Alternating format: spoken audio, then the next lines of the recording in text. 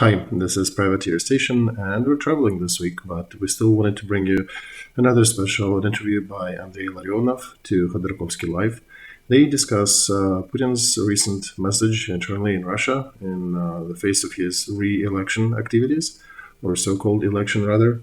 If you have watched our streams close enough, you know that Andrei Illarionov is the economist, politician, former advisor to the president of Russia in the very early 2000s. Here he's a guest of the Inhale Exhale program on the Khodorkovsky Live channel. And they go over interesting topics. Is Donald Trump really more dangerous to Vladimir Putin than Joe Biden? How has NATO's military power grown?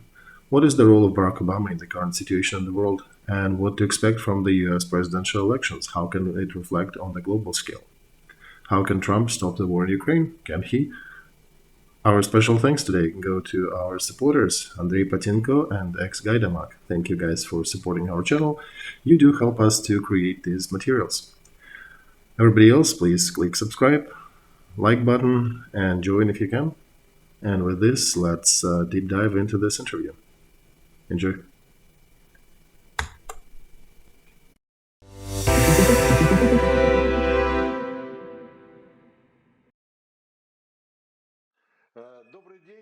Hello, this is a stream Inhale, Exhale. My name is Vitaly Dymarsky. We will not have a long introduction to this stream because we are recording it a very short period after annual message by Putin to Russian citizens.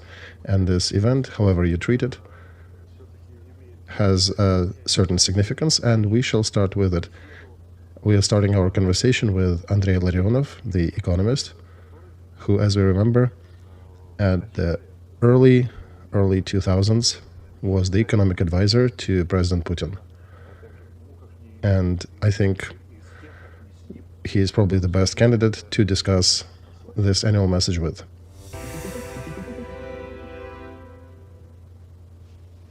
Andrei Nikolaevich, let's start with this. What were you expecting the most from this message? Were you expecting more conversations about what is called special military operation? Or do you think it was more a message from the candidate to a president's position with some program, so to say, future presidential program in this case? I honestly expected, since it was 2 years since the beginning of the special military operation, as Putin calls it. Not that we don't know anything about it, but nobody in Russia is offering any conclusions, summarizations, overviews, because 2 years is a significant time to provide some milestone discussion. And it was very little said about this so-called military operation in Ukraine. I was reading his statement, I wasn't listening to it. And it looks like I read the statement by candidate to president position and not the commander-in-chief. Good day, Vitaly. It's great opportunity to talk to you and to your listeners. Answering your first question, I was not expecting this or anything from this statement that Putin made. It's been a while since I expected anything from him, and I would not hide that they're not interesting for me. They were briefly interesting for me when I actually participated in creating these statements quite a few years ago, but right now I really have no interest. But unfortunately, I do have to follow the message because it is an important document to understand the evolution of propagandist stereotypes and positions offered for citizens of Russia and people of the world. And just from these practical reasons, we have to follow his activities and observe new lexims, as the scientists say, as they appear in these documents, how are they used and what is their meaning. In regards to the most important thoughts or lines that one should pay attention to, I think it's development of several topics which Putin was touching upon for quite a length of time already, but some of them for at least 5 or 6 months. The topic that is present in his messages, and not only in this one, but in some other rather noteworthy strategic documents, is that Russia is something akin to a standalone civilization. And all the meanings related to civilization, language, traditions, traditional values, this is an ideological attempt to explain his own, Putin's personal juxtaposition to the surrounding world. He is trying to present that in a fashion that the citizens of Russia have some unique quality or a set of qualities, a set of values, and a unique culture that allows him to oppose, to counter the whole world, not only in economic or ideological, but also militarily, the countries of the world around him. This concept was being built since at least 2012, so he had 12 years to build it up, to achieve new stages of that vector, and this is just another step in this direction. The next element in this concept is the element that tells us about the West that is falling apart, that is rotting, and is getting destroyed, and that all economic stats show the decline of the Western countries. And to replace the going away, fading away Western civilization, there is a global majority, among which Putin calls Russia and himself. And he is repeating the same slogan that we heard back in the years of our youth, when Soviet Union was talking about the West being corrupt and rotten, and it will be replaced by the world socialist system, and the movement of the workers and proletariat among the West, and also the countries that are not joining the West. So same logic, just instead of some terms of the yesteryear, now he has global South or global majority, but it's the same idea. The West is declining and disappearing, and we are the leaders of the opposition force, not just one country, but the whole part of the world, and we're leading this world to the funeral of the West. That reminds me of quite a lot of leaders of Soviet Union who promised to be present at the funeral of the West. So this is the second aspect. And the third element is that it's not just decline and dying of the West, but also it's a global struggle, global fight, in which framework the war against Ukraine is a significant element, and resistance to all of the Western countries. And Putin today most energetically was saying that his main opponent now is not Ukraine, but United States of America. So this is probably the most serious attack towards United States. Usually he was calling them our partners, in quotes, somewhat sarcastically. Today, United States did not earn the term partners, and he used a much harsher term in regards to United States, basically calling them an opponent, a foe, and suggesting everyone who gathered in Gostinny Dvor, where the statement was read, to actively participate in military resistance against the United States of America. So this is probably the innovation that has not appeared in his messages on this level. So these are three major pieces that we can take a look on. There was no detailed statement and explanation how he took another Avdiivka, Mariinka, or Popovka, because his resistance is actually, the way he sees it, is on a different level. He is leading, in his mind, the global forces of so-called good against the global forces of so-called evil. And he is identifying that evil with the United States of America, and he called upon his listeners, even though his listeners appeared to be not exactly happy that now they have to face not only Ukraine, that is weaker than Russia several times on the economic and military and demographic potentials, but also against the West at large. And we're not happy even about confronting United States alone. Right, with that, there was also some peacekeeping, peace-loving rhetoric. We're not going to attack anybody. We're not going to attack Europe. We will not be placing arms in space. However, it is not the first time when Putin promises something, but to say the least, and to say very diplomatically, he does not quite keep them. Right, in regards to promises.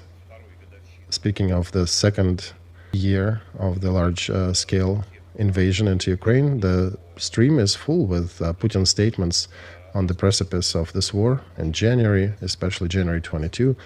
How stupid are those who are claiming that Putin is going to attack Ukraine? Exactly so. So the value of these part of Putin's statements is rather well known to all of us. Oh, by the way, just like in 2014, several days before Crimea, he made a statement that we're not going to do anything with Crimea. There will be nothing happening there. All right. Andrei Nikolaevich, tell us, please, is that coming from what point of so much self-confidence? Where is that based on? You know him at the beginning of the 21st century, right? Since that time when he became president first time. Is that something he acquired during his time in power because of his experience and communication with the West? Or is it his internal compass, some internal presets that are deeper than that, that which he brought with him and with these views to the world, on Russia and its place in the world? So, is it acquired or is it innate, in your view, over this 20-something years in power? And it could be maybe a strategic or tactical move to save his power. What would you say? Well, one can write dissertations and books about this topic and perhaps even win a Nobel Prize for that. But when we see Putin on the horizon of the national politics in Russia, that was June of 1999. This was operation in Kosovo, so-called the paratroopers march to Pristina, occupation of the airport in the capital of Kosovo. And this operation was led, as it is well known, by two men. And the civilian political level, it was Alexander Voloshin, whom we mentioned in one of the previous streams, and Vladimir Putin. As it is known, Yeltsin had nothing to do with giving this order and managing this operation. He learned about it probably about a day after it was conducted. And going over that operation, which was absolutely pointless from military, geopolitical, geostrategic point of view, we can find only one reason for its conduction. And what people call it in a simple way is to flip off. Or, and I apologize for the statements, but yeah, you can find something like that and a lot of versions to display and describe that.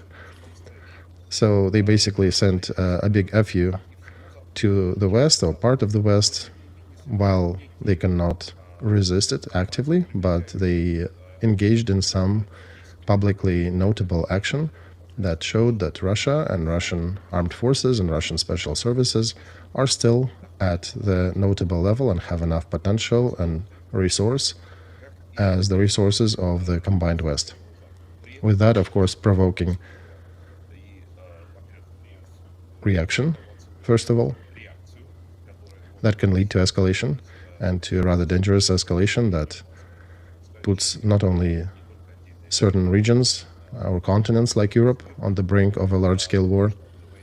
That was in June of 1999, and it was in the same way in February, March 2014, and in February of 22.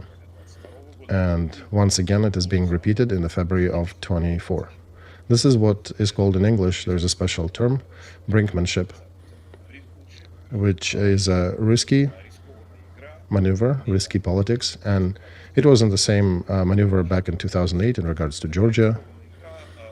It's the game of who blinks first, for different reasons, because sometimes Western leaders are indeed weak. Sometimes they just want to avoid a dangerous escalation and confrontation. But in the majority of cases, they would make a step back, being concerned that the actions that are being carried out by their so-called partner might consciously or unintentionally bring upon a very difficult consequences to the whole world. And Putin is playing to that behavior. He is earning score points publicly, and he presents himself in front of Russian citizens and some of the millions of the global South as a so-called daredevil, as a thug who every time can show a collective West, show one of his fingers. So today's message, one can say the word of a thug, right? Yeah, generally speaking, exactly. But his presidency in 2000 also started with the demonstration, as I well remember, brother and brother too, on all presidential planes where I had to fly with him, which caused a certain enthusiasm with him and his close compatriots and the passengers of this plane. So, on one hand, it's a daredevil or some military political poker player. On the other hand, the West is demonstrating continuously weakness, probably, right? I think it's the right word, Andrei. They remember the experience of the Second World War, that peacekeeping in relation to Germany, and we remember how much peacekeeping effort was exerted on the eve of the Second World War to prevent it. But now we have Macron saying that France might send some troops to Ukraine. There is a joint chorus in Europe saying that Macron probably misstated something. We are not going to send anybody there. There will not be an extra escalation of this conflict. Do you think we should trust West in this regard? I think you probably have a better understanding of it because you're not living in Russia currently. Do you think they are indeed weak, as Putin thinks? Or is it a game as well? And in a certain moment, they might show their muscles. It depends, Vitaly, it depends upon the personal leadership of the Western countries. And, of course, the biggest country of the West, United States of America. Everybody knows how the West was during the times of Margaret Thatcher and Ronald Reagan. We remember the West during the times of Winston Churchill and Franklin Roosevelt. This is one West. And there is a very different West in the times of Joe Biden or Barack Obama or Jimmy Carter. These are two very different Wests. And here it is important not so much which political party was American president a member of, because, for example, Roosevelt and Truman, they were both Democrats, and they were leading a very harsh and very strong politics to defend the ideals of freedom and democracy on the global arena. And just as a strong position was led by Ronald Reagan and Donald Trump.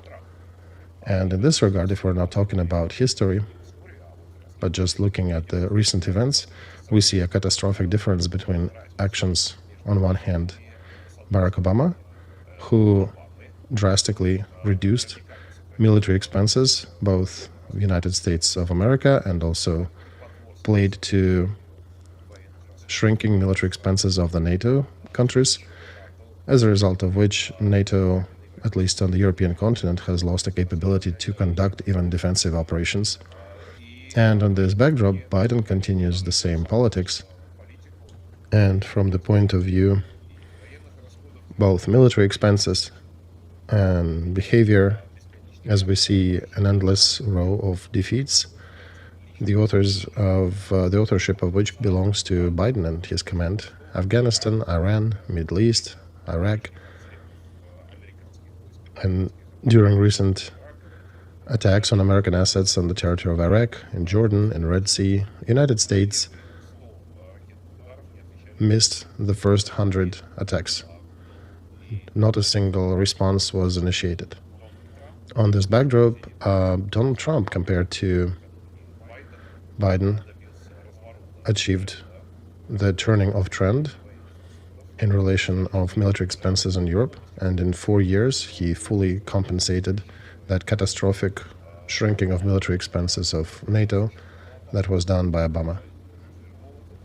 He turned the trend. He reached the goal that our European allies and NATO started to increase their expenses, their military expenses, as the percentage of their GDP as it was required by the agreement. And Trump's behavior led to the fact that not a single noteworthy aggression by Putin was started under Trump. Putin initiated his aggressions under all American presidents, under Clinton, under Bush Jr., under Obama, under Biden, but has not started any new aggression under Trump. And he behaved himself very accurately, as well as the North Korean dictator also behaved better. The number of terrorist attacks of the Palestinian terrorists against Israel and Israelites dwindled. And even on the Donbass front line, the numbers of Ukrainian troops that were dying from the fire by the separatists supported by Putin's Russia dwindled by 16 times under Trump.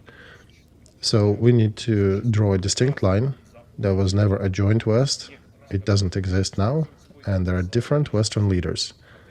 Some of them can use their potential and resources, from economic, diplomatic to personal, in order to hold hooligans on the global field, on the global arena, hold them away from irresponsible behavior. And there are weaklings who are not only conducive to that behavior, but also even helping them. So during the 4 years of Biden, it is not surprising that the system of the global security is falling apart. And since the first appearance of Biden on the global political arena at the end of the 70s, he started toying with Soviet leaders, offering them deals on Soviet dissidents. Then there were transfers of Vietnamese who ran from the communist attacks to the United States. Then there were deals about Kurds, Iranian oppositioners, lack of support to Israel, abandoning Afghanistan, attempt to leave Ukraine alone, facing Putin's invasion. And we see one way or another that when countries where Biden attentions falls on, if their leaders in countries do not resist and do not fight, then we know the scenario. But when there's a strong leader in the country, like Benjamin Netanyahu in Israel, or when Ukraine continues to resist, then Biden's politics do not come through. Andrei Nikolaevich, Putin recently, I think, spoke the truth. In one of his recent interviews, he did mention that Biden is more advantageous, in his view, for his politics than Trump. He made a reference that Biden is failing to really help Ukraine, and one can expect anything from Trump comparative to him. So people were considering that Putin's power is more interested in the return of Trump. If you remember, when he was elected first time, they actually had a round of applause in Russian Congress, in Duma. Right. This is going back to the misinformation campaigns, because if you go and observe what Kremlin was doing during the election campaign of 2016, Kremlin actually was aiding Hillary Clinton.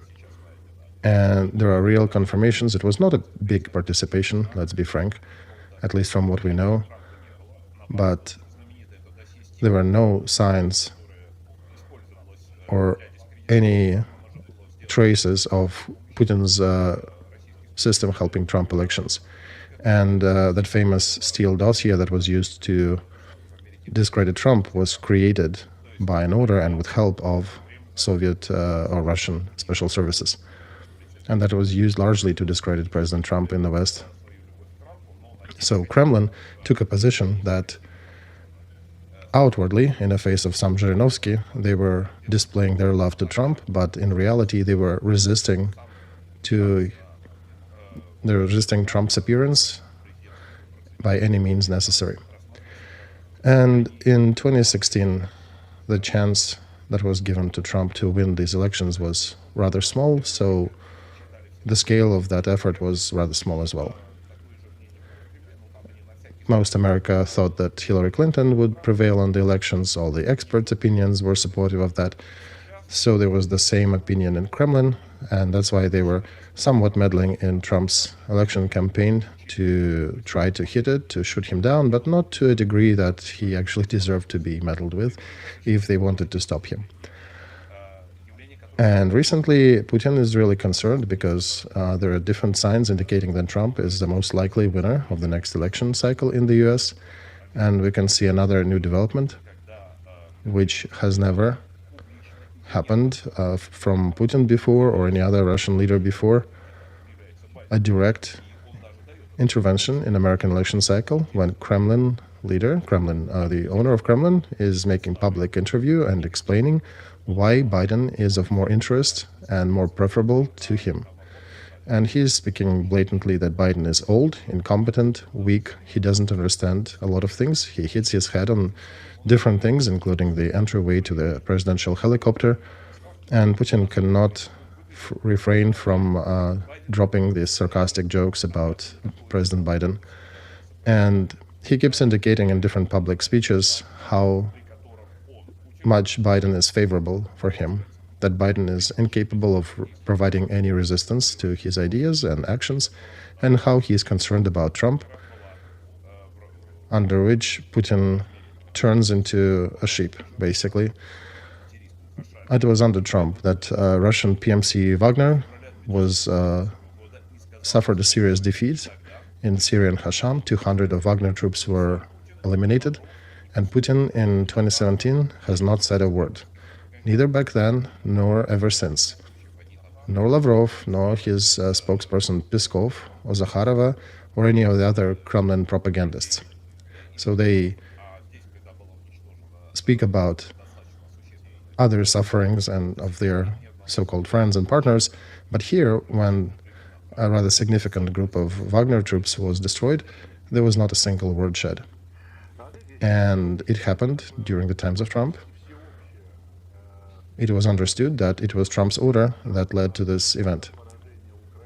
Andrei Nikolaevich, then how can we explain the general impression that is prevailing with a lot of media that Trump's ascendance to presidency would mean a defeat to Ukraine, that he is saying to stop this war? He is implying that they will fix the war in the current framework and current borders, and Putin will essentially achieve what he wanted. Where does this misinformation come from? Or is it what Trump is making in his statements? Well, what you said, it's not exactly true.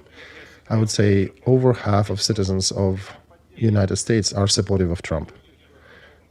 And I do not mean about Trump's support. I mean about the impression that Trump's ascendance would imply the defeat of Ukraine. This is a campaign, Vitaly. This is a campaign carried out by White House administration and Democratic Party to try to pin their own failures on their political opponent. And to a large degree, to big regret, there are a lot of forces in media and other political spheres that pick these tunes up and try to present the situation this way. But if we look at the actual facts, Trump is saying that he wants to stop the war in Ukraine within 24 hours.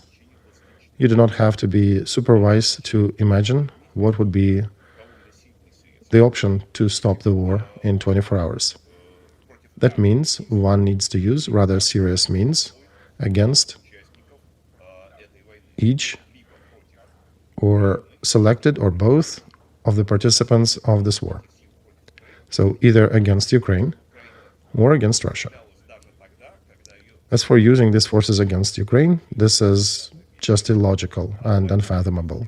Ukraine was resisting and fighting for its survival even when Biden abandoned it, when the United States under Biden withdrew all the advisors and evacuated embassy from Kyiv, when he forced other countries to withdraw their embassies from Kyiv to make Kyiv available for the attacks of Russian missiles and Russian diversion groups, so there would not be a risk of collateral damage for NATO countries. Biden withdrew American vessels, Navy ships from Black Sea, and said openly that a small incursion would not be treated as a large-scale aggression. He sent his head of CIA, Burns, to Moscow to conduct negotiations with Putin about rules of engagement of Russia against Ukraine. One can continue this list, and it's a long one, but it's all well known. And despite that situation, did Ukraine surrender? In the next 3 days, 15 days, 10 months, or 2 years? No, they didn't. They were conducting war, and they were resisting and will continue resisting, despite the position of one or the other president of the United States of America. So when we're talking about Trump possibly stopping this war within 24 hours, there is no levers he can use to affect position of Ukraine. Ukraine already demonstrated that these actions have no effect on it. That means that Trump can only affect Putin in this regard. And then we can think about how would he engage with Putin. He mentioned that several times, by the way. He did say that while he was president of the United States, Putin did not dare to start any new aggression. Is it true or not? It is true. Second, he also says that I would never allow Putin to blackmail the world with nuclear arms. And again, during those times, there were no open actions or statements with blackmail from Putin's Russia. What else is Trump saying? Trump is saying that, indeed, during 24 hours, I will reach out to Zelensky and to Putin, and I will tell Putin to stop this war. And this is direct quoting from Trump.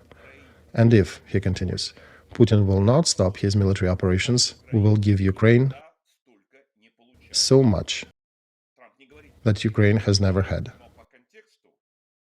Trump is not saying what exactly will he give, but in the context, because I think that's what's being discussed, the context is arms. And it's not Biden who hasn't given a shell or a bullet for 2 months during this Christmas season and the end of winter to Ukraine. Despite his financial and other resources, he's blocking military aid to Ukraine. It is Trump who is saying we'll give as much as nobody has given to them, meaning, first of all, Biden administration.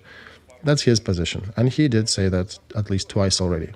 He's also saying that he had different kinds of conversations with Putin. He is referring to his experience of talking to him.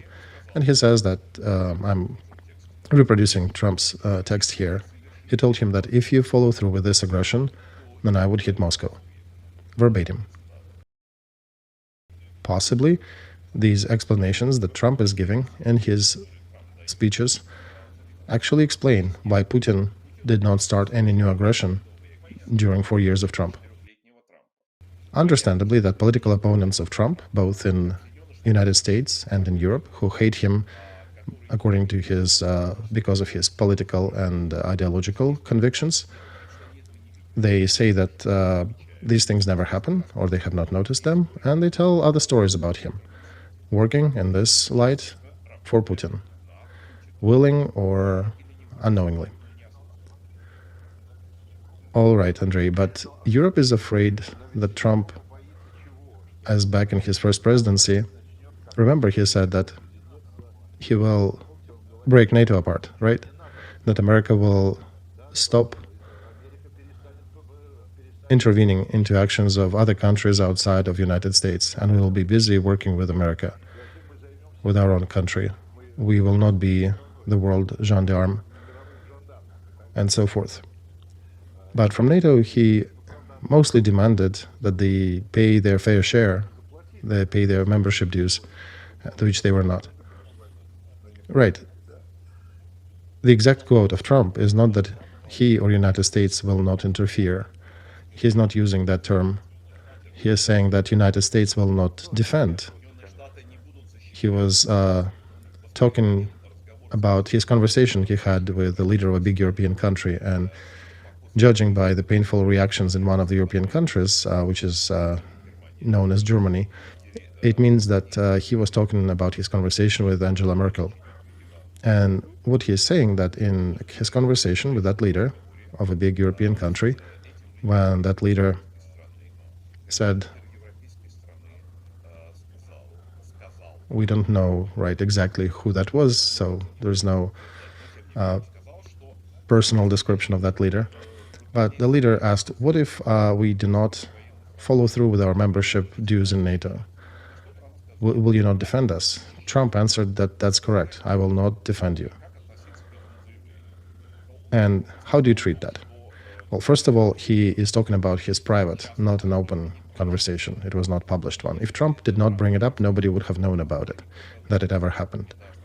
And that means that neither the leader of that European country had spoken about this conversation publicly, nor Trump made any actions inviting Putin or his troops to conduct aggression against this or any other European country. There is no affirmation of that.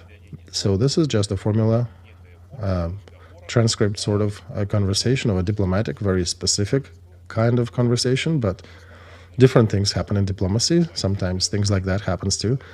As we know, some ministers of foreign affairs use different expletives in the microphone that usually are not acceptable in the diplomatic or public sphere. But diplomacy is a very specific world. So regardless, let's follow through what happens after. As a result of this conversation, the trend to a catastrophic dwindling of military expenses that would render Europe incapable to provide for its own defense, the trend changed to an absolutely different one. And we'll be frank, Europe is not fully out of the woods in this regard, but the motion is definitely, the vector is in a good direction.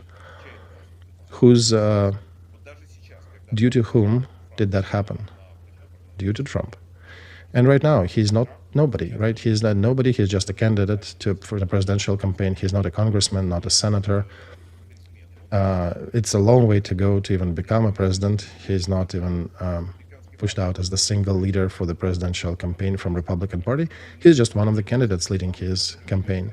So God knows where, in some South Carolina, in a small town, he drops a phrase explaining his private conversation about 6 years ago with one of the leaders of European countries.